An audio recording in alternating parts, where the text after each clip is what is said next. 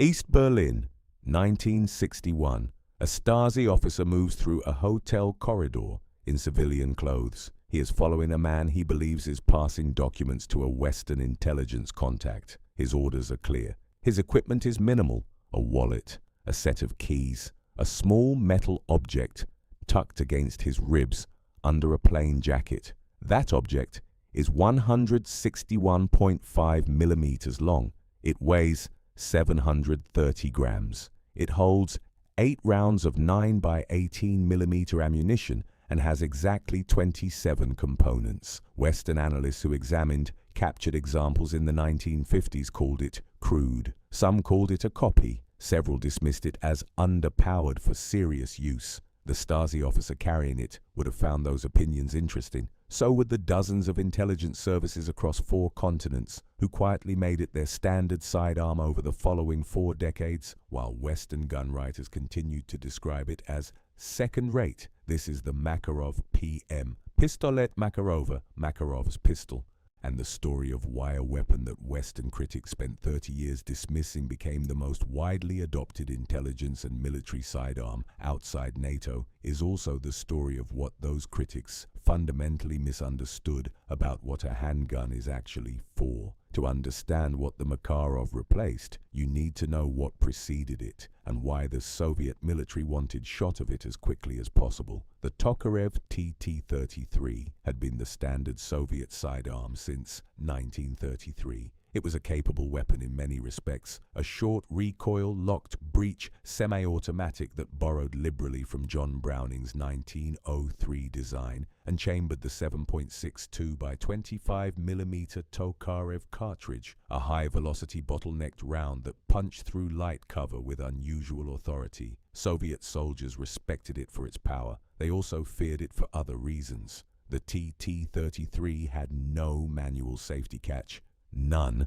The only mechanism preventing an accidental discharge was a half-cock notch on the hammer, a system susceptible to wear and entirely dependent on precise function of a small internal component. Carrying the pistol loaded and ready meant carrying it one dropped weapon or worn sear away from firing on its own. Soviet military records of the Second World War documented a significant number of self-inflicted accidental discharge wounds, enough that investigators became skilled at distinguishing them from battlefield injuries. The magazine also had a well-documented tendency to drop free under certain conditions, a problem so persistent that later variants machined the feed lips directly into the receiver to try to manage it. Alongside the Tokarev, the Nagant M1895 revolver, a design from the previous century, was still in Soviet service in 1945. Both weapons needed to go. In December 1945, with the war barely over,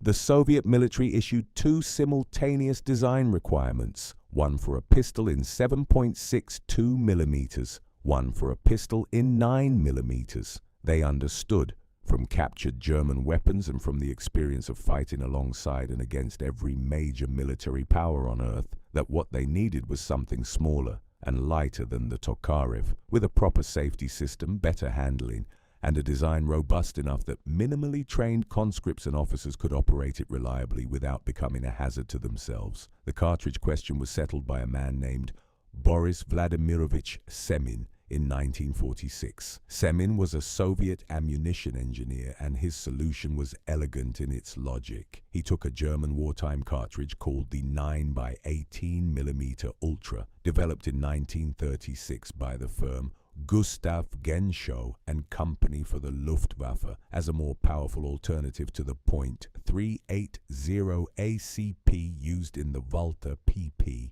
and modified it. The result was the 9 by 18 millimeter Makarov, a round that occupied a carefully calculated middle ground. It was significantly more powerful than the .380 ACP used in Western police pistols. It was measurably less powerful than the 9 by 19 millimeter Parabellum that NATO would standardize around, and it was precisely as powerful as the upper limit of what a straight blowback pistol could safely handle. That last point was not a coincidence. It was the design specification. Blowback operation is the simplest possible mechanism for a semi-automatic pistol. The slide is not locked to the barrel during firing. When a round fires, The expanding gas pushes the bullet forward and the case rearward simultaneously, driving the slide back against a recoil spring, ejecting the spent case and chambering a new round on the return stroke. No tilting barrel, no rotating bolt, no locked breech, nothing connecting the slide to the barrel except the spring. The result is a pistol with fewer parts, fewer things that can fail, and less precision required in manufacture. The fixed barrel, inherent to blowback designs, also produces an inherent accuracy advantage. A barrel that never moves relative to the frame points the same way every time the gun fires. The limitation of blowback operation is power. Above a certain pressure threshold, the slide needs to be heavy enough to delay opening until the bullet has left the barrel, or the case will rupture under the chamber pressure still present when the case mouth unsupports. Samin designed the 9x18mm Makarov to sit just below that threshold. The cartridge is the most powerful round that can function reliably in a practical straight blowback pistol of moderate size. It is not a limitation of ambition. It is a precise engineering decision that made everything else about the PM possible. The competition to build a pistol around Samin's cartridge ran from 1945 through 1948.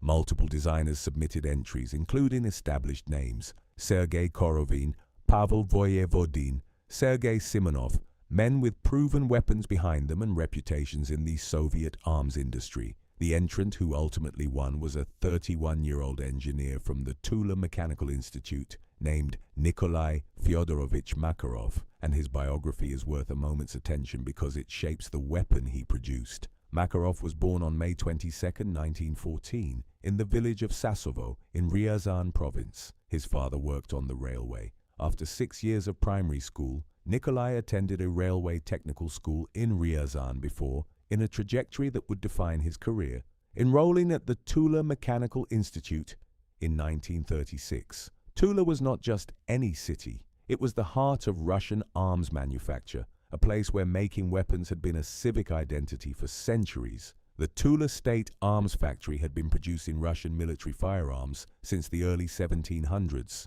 Growing up in the orbit of that tradition shaped how Makarov approached engineering problems, not as theoretical puzzles, but as manufacturing challenges with real constraints of cost, skill, and material. He never finished his institute coursework on time. When Germany invaded in June 1941, he was approaching his final examinations. The institute awarded him his engineering degree immediately, without the completed thesis, and sent him to a defense factory near Moscow. When German forces threatened the capital, that factory was evacuated east to Vyatsky Polyani in Kirov Oblast, the same facility, as it happened, that produced the PPSH-41 submachine gun under the supervision of Georgy Shpagin himself. Makarov worked under Shpagin's direction for several years, starting as a production overseer and rising to chief designer, absorbing from one of the Soviet Union's greatest weapons engineers a philosophy of design that prioritized manufacturability and reliability above all else.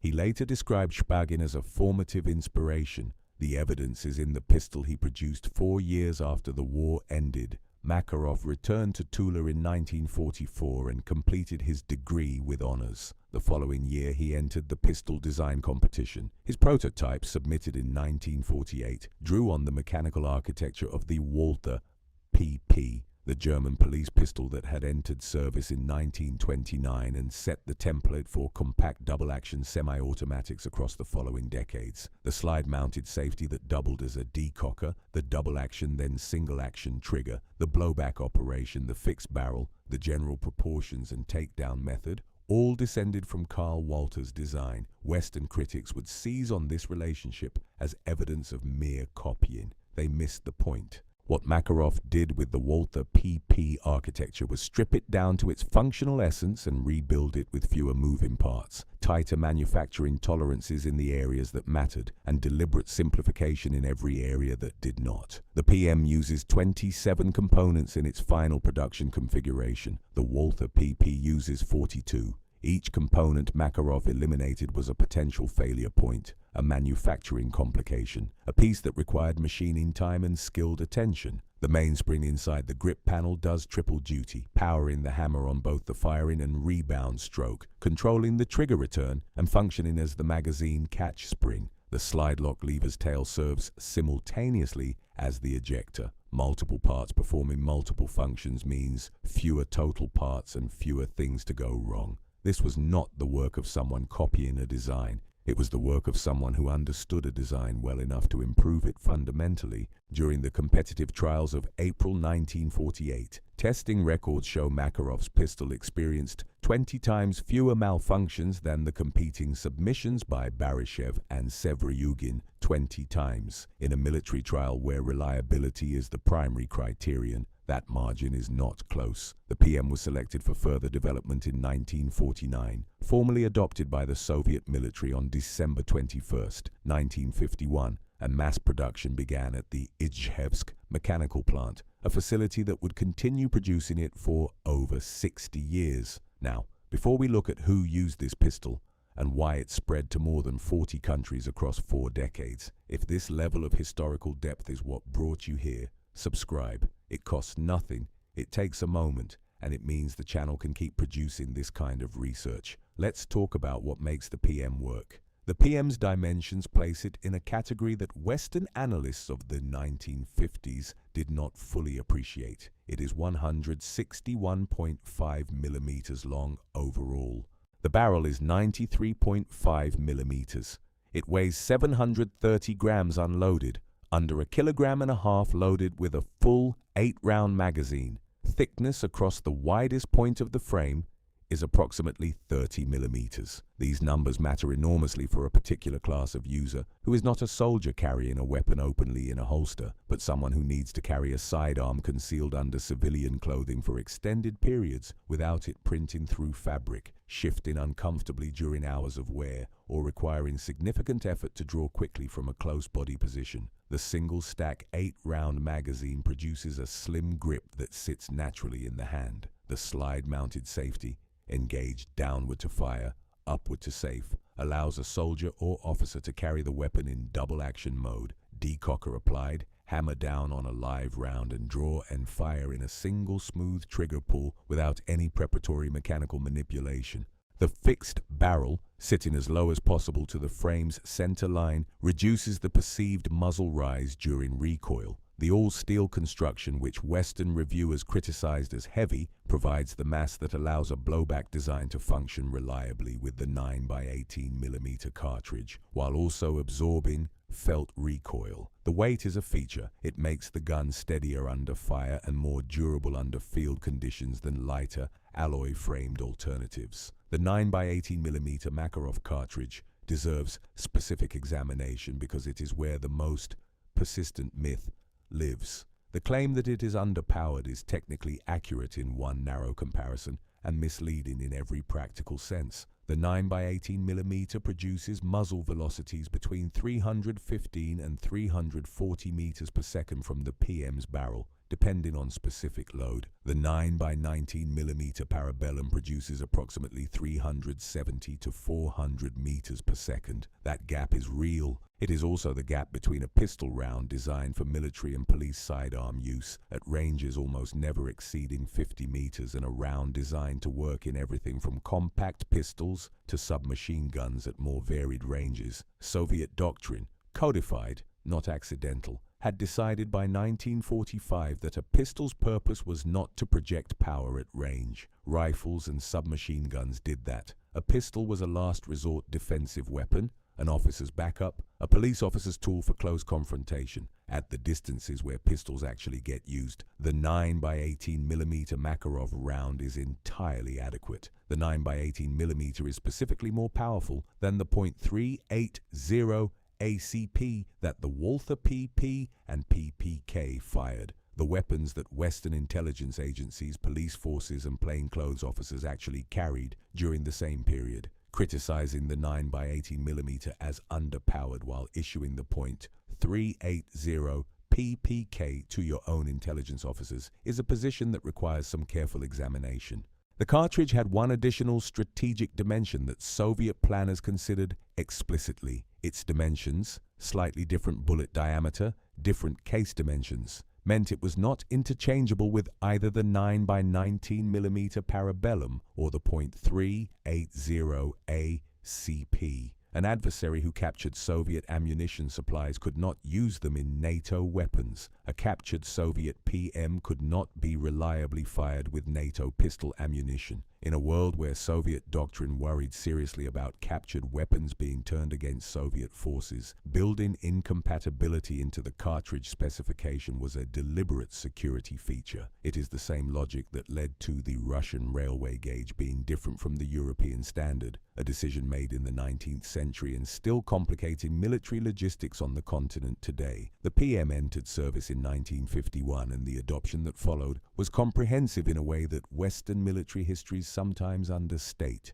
The Soviet military issued it to non-commissioned officers, militia police officers, special forces personnel, tank and aircraft crews, and essentially every service member who needed a sidearm but did not carry a primary weapon as their main arm. The KGB adopted it as their standard. East Germany began licensed production in 1958 at the Ernst Thälmann plant in Suhl, manufacturing it until 1965. In a version considered by collectors today to be the most finely finished of all Makarov variants, evidence that the basic design tolerates high-quality manufacture as naturally as it tolerates adequate manufacture. Bulgaria adopted it and produced the Arsenal AD version. China produced the Norinco Type 59 in service with the People's Liberation Army from the early 1950s. North Korea produced the Type 68. Vietnam used the Chinese copies in both the First Indochina War and the Vietnam War. The cartridge alone, the 9x18mm Makarov, was adopted independently by Poland for the P64 pistol, by Hungary for the FEGPA-63, and by Czechoslovakia for the CZ-82, each nation designing its own pistol around Semin's round, because the round itself was simply the right specification for the purpose. The National Interest reported that ultimately the militaries and police forces of 35 countries in Europe, Asia, Africa, and Central America had Makarovs in their arsenals. The all-four-shooter centennial article on the PM, drawing on Russian production records, noted approximately 5 million produced in Russia alone, with at least an equivalent number manufactured abroad under license or otherwise. The Wikipedia article on most produced firearms lists the PM as the second most produced pistol in history, behind only the Glock, a weapon that did not exist until 1982 and which represents the post-Cold War era of mass law enforcement adoption.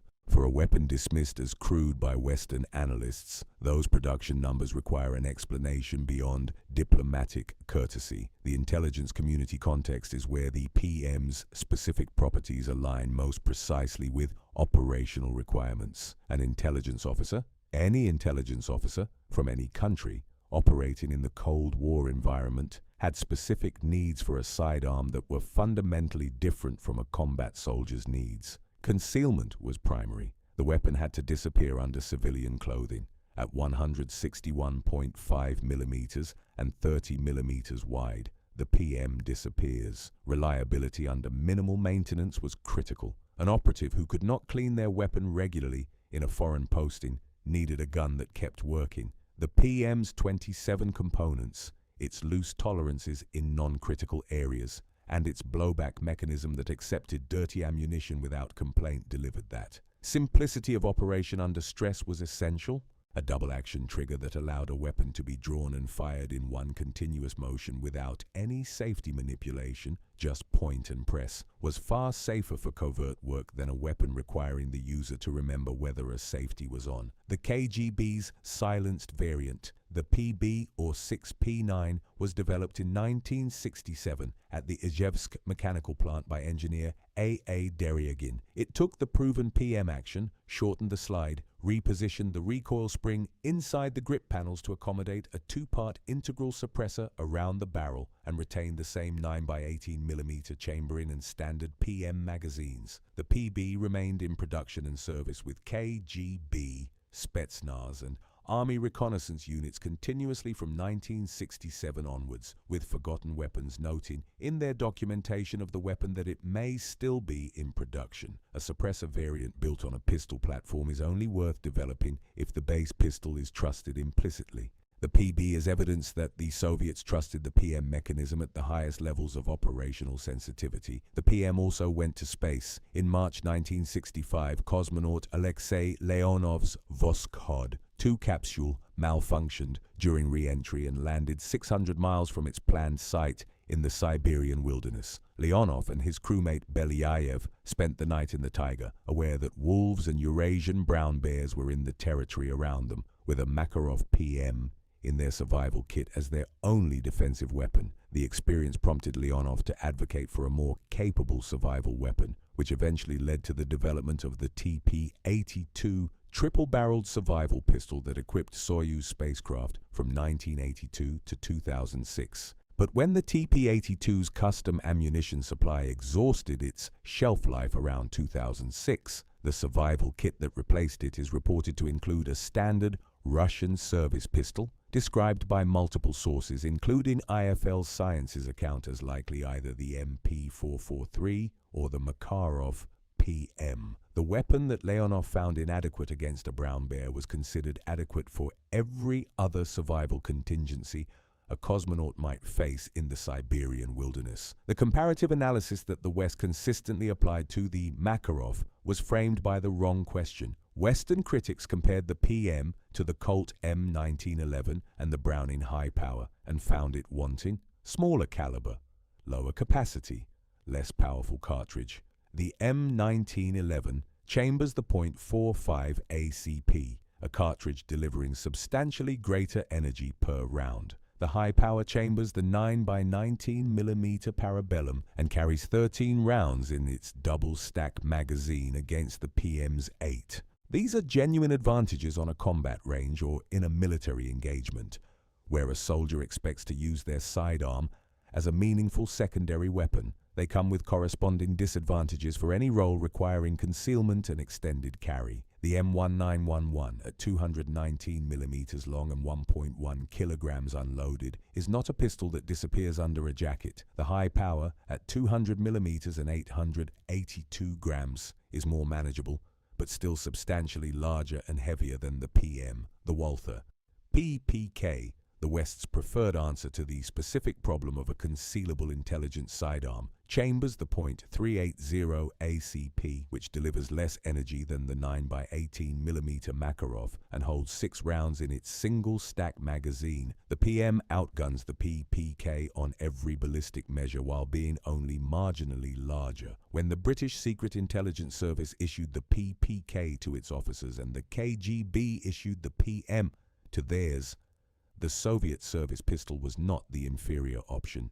By the specific criteria that matter for intelligence work: concealability, reliability, cartridge adequacy at close range, simplicity under stress, the PM matched or exceeded its Western equivalent. The West's institutional preference for the PPK was partly aesthetic. James Bond carried one, and that image calcified a generation of thinking about intelligence sidearms, and partly a product of the same assumptions that led Western analysts to dismiss the Mosin Nagant, the PPSH-41, and the AK-47 as crude Soviet approximations of better Western designs. Each time the assumption was wrong. Each time the Soviet design survived in service longer and spread more widely than the critics predicted. In combat, the PM's record is extensive, if unglamorous.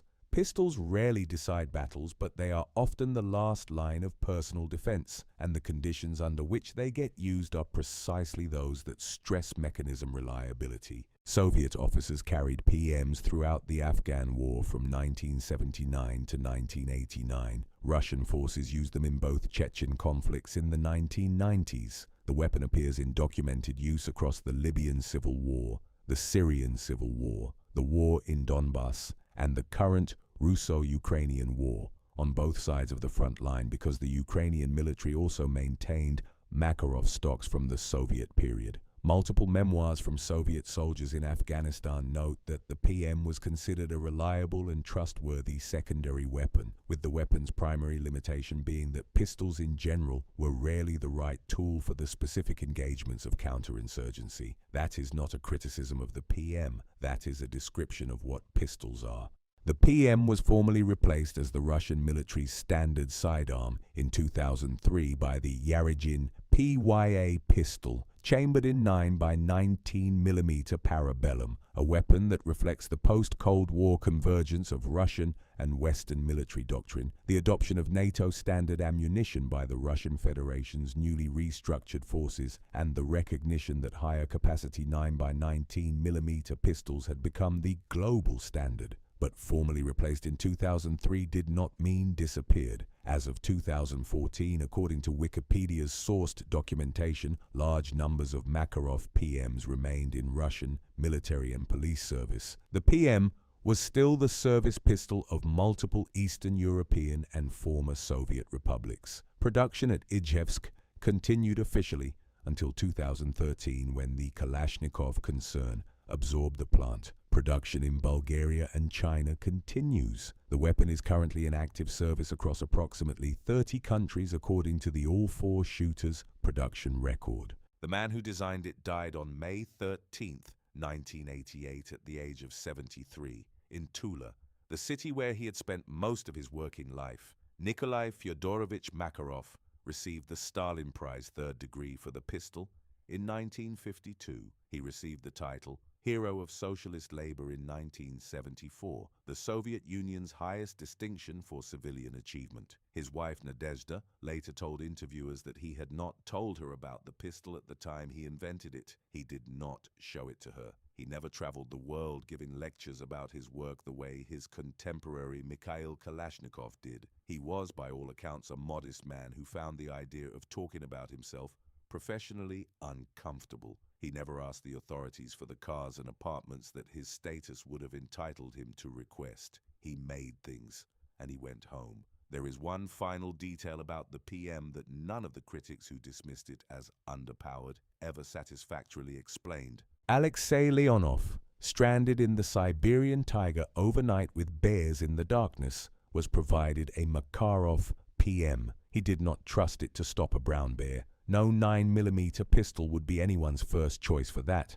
and that experience prompted him to push for something better. But the detail that survives is that the Makarov was what the Soviet space program put in the survival kit of every cosmonaut. Not because it was the most powerful option, because it was the most reliable one, the most trusted one, the one that would still work after months in a spacecraft survival canister without maintenance, in temperatures from orbital cold to Siberian winter, in the hands of a physicist or an engineer who was a skilled pilot, but not necessarily a trained gunfighter. Returned to that East Berlin hotel corridor in 1961, the Stasi officer following his target, the 27-component object against his ribs that the Western intelligence community had decided was second-rate. No tilting barrel to bind in cold air, no locked breech to grit up under field conditions, no complicated safety requiring a trained habit sequence before the trigger could be pressed, a fixed barrel that pointed the same way every time, 8 rounds of a cartridge that was entirely adequate for every likely engagement at every likely distance in an urban environment, a safety that decocked the hammer in a single downward motion and could be swept off again with the thumb on the drawer. Whatever happened in that corridor, the Stasi officer was holding the right tool for the job. 40 intelligence services across 4 decades agreed with him. The West called it worthless. The world chose it anyway.